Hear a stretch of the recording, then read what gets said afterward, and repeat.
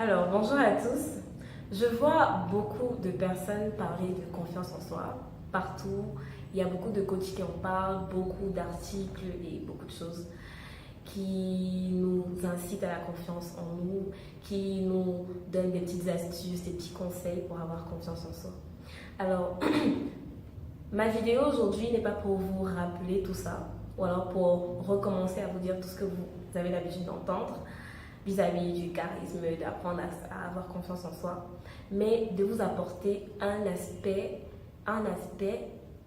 une touche en fait qui pourra réellement vous aider à accroître votre confiance en vous de manière exponentielle.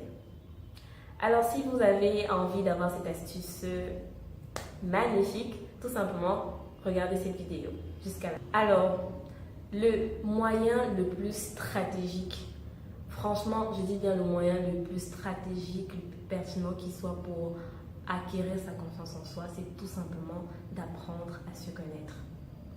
Je ne le dirai jamais assez en fait, je ne le dirai jamais assez. Pourquoi? Pourquoi est-ce qu'il est si important?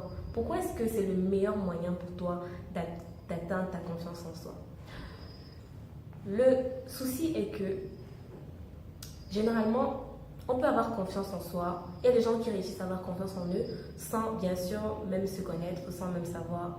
Mais ce qui se passe, c'est que lorsque votre confiance en vous est basée sur la personne que vous êtes, lorsque votre confiance en vous est basée sur le fait que vous savez ce que vous êtes, vous savez ce qui vous différencie les autres et vous savez comment le mettre en valeur.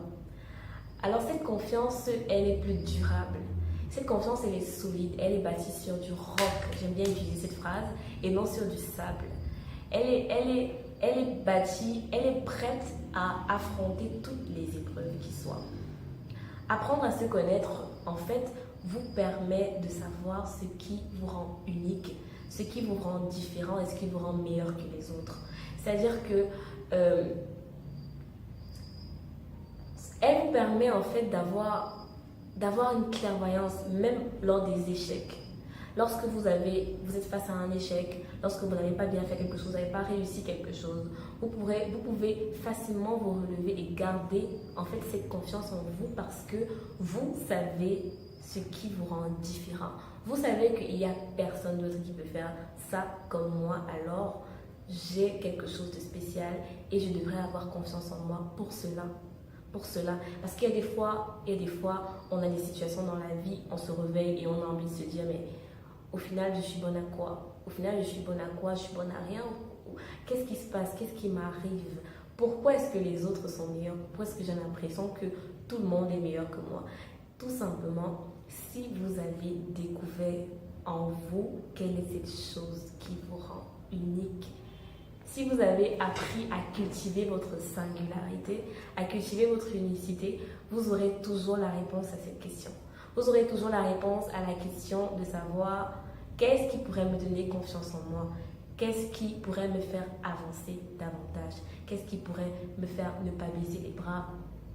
C'est le fait de me sentir unique, c'est le fait de sentir que j'ai quelque chose que les autres n'ont pas et qui pourrait créer des choses magnifiques, qui pourrait apporter beaucoup dans ce monde.